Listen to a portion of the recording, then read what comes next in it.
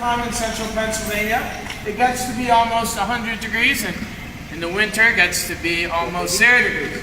So the cave stays right in the middle at 52 degrees. Now because of that, remember there's 11 million gallons coming out from under here, there's not much to fluctuate the temperature of the water. So the water won't even freeze out on the lake. We give tours all year round, even during the winter months, which is pretty cool. Now all of the formations you see all start from the soil. Water will filter through the soil, come down to the limestone rock. Once at the limestone, it will deposit the calcite crystals at the tip.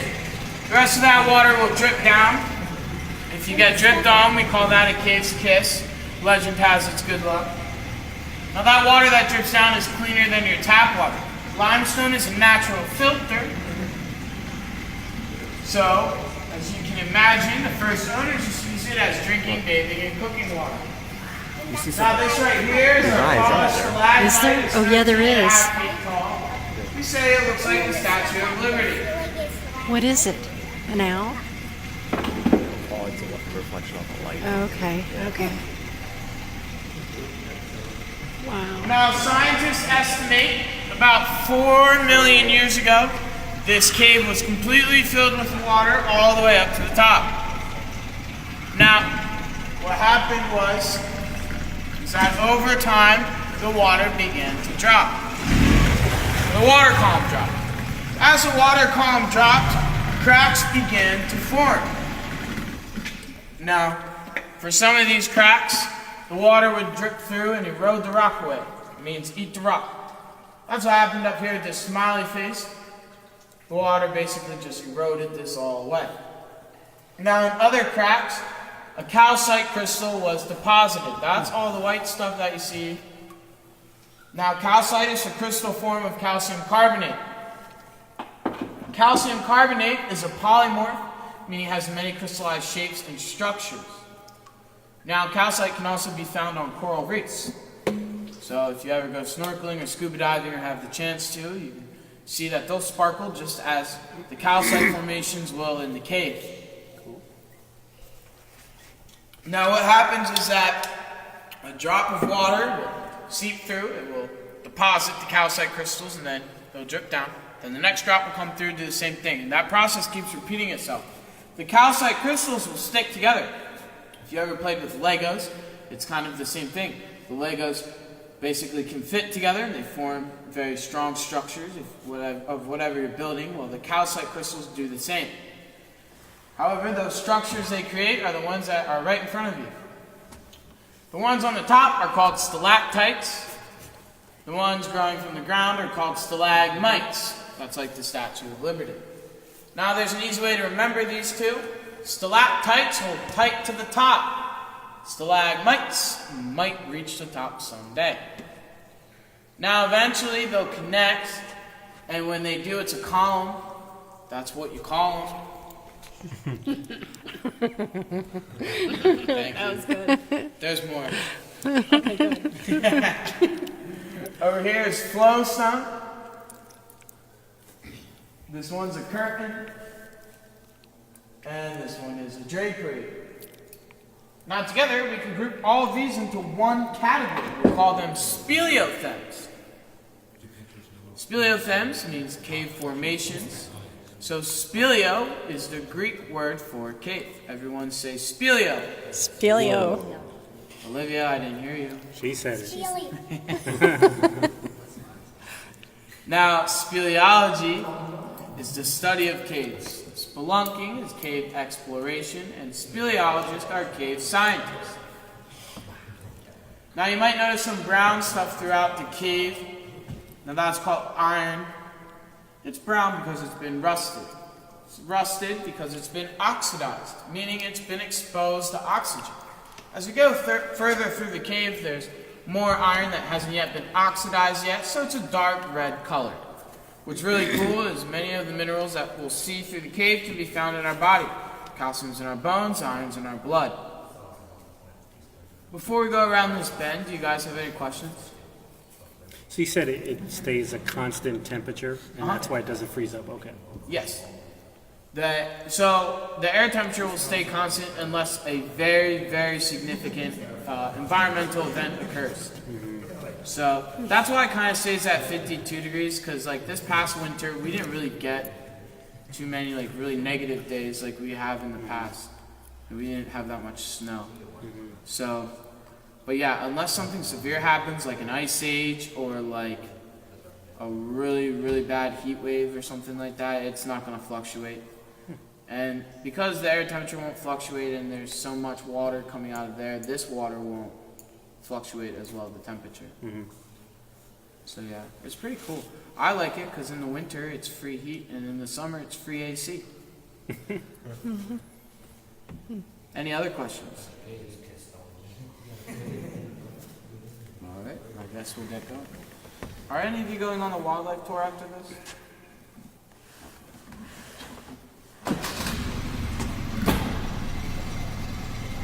Olivia, any questions, comments, concerns?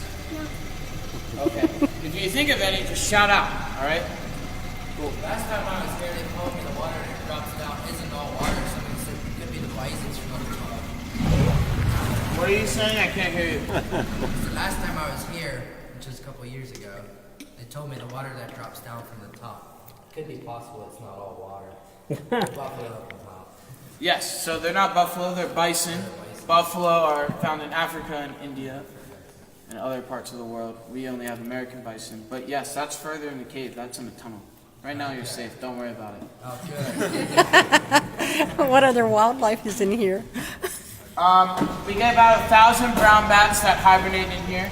We have the rainbow trout, which you may have seen out on the dock, and more out on the lake. Sometimes the occasional squirrel, chipmunk, groundhog will come into the cave. They're just dumb, so they're nuts. One time I was going through the tunnel that we'll see in the end, and a squirrel fell on my boat. I don't know why. They wanted to go skydiving that day, I guess. But sometimes they'll come in, but when they come in, they get lost. So not all the time we have these lights on, and that's because the light is sunlight's very bad for a cave. You guys may have noticed at the dock, there's a lot of moss growing on formations. Now, that's because of the sunlight and the weather. Moss growing in a cave stops those crystals from sticking together. And if that happens, then formations can't grow. So we try to keep all the lights off except when we're going through. And when we get further in the cave, I'll turn off all the lights. I'll show you guys how dark it is. So like when the squirrels and chipmunks and groundhogs come down here, they get stuck because they can't see. It's very dark. Rather than that though, we don't really have anything. One time we had a beaver in here. But I don't think he liked all the boat traffic, so he left. Yeah. Now the animals we do have in the cave are called troglodytes. That just means cave visitor. Now we have 4 entrances in our cave, so it makes it very easy for animals to get in and out for the most part. As long as they stay close to one of the entrances at least. Now animals that you guys might think of when referring to a cave are called troglodytes. Those are animals that will lose their eyes. So that's like blind salamanders, blind fish, blind insects, things like that. Even though bats don't have the best eyesight, they have echolocation, so they can find their way around here pretty easily. Now, if you guys look up in this hole, there's a gold color up there. That's called pyrite. Everyone say pyrite. Pyrite? It comes from the Greek word pyrus, meaning fire. So if Olivia took a steel pole and she struck pyrite, it would spark. She'd create a flame. You'd be a pyrotechnic. Wow.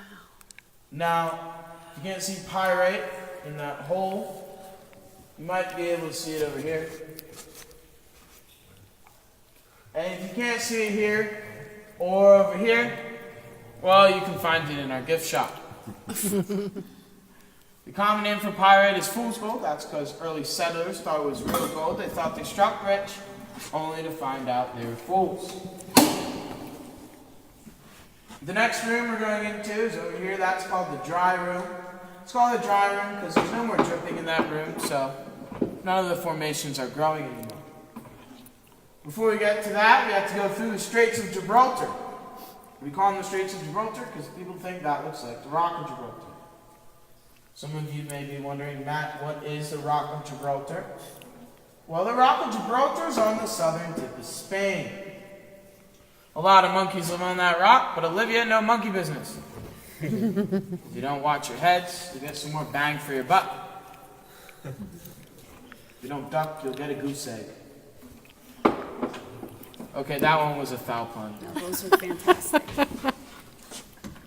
Do you guys have any questions before we go? No. Okay.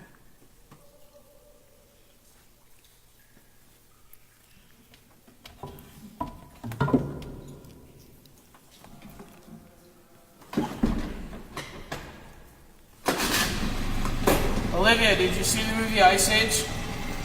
Yeah. Remember when Manny, Sid, and Diego went into the ice caves? This cave used to look like that back during the last ice age. Now, scientists believe that during that time, this cave was completely covered with ice. So what happened was water would drip through the cracks. It would freeze. When it froze, when water freezes, it expands and becomes ice. Now that expansion created a gap between the rocks. Well, it was fine while the ice was there, that the ice would kind of hold the rocks in place. However, when the ice finally melted, there's nothing much between them anymore, so that gap caused the rocks to become very loose. Over time, those rocks actually fell. That's how the Rock of Gibraltar got here. It used to be along this rock right here, but ice wedged itself between and then fell down. The same thing happened. There's a pile of rocks in this room. Those fell from the ceiling through the same process with the ice. Now that pile of rocks is actually called a rock breakdown. Alright guys, just watch your heads.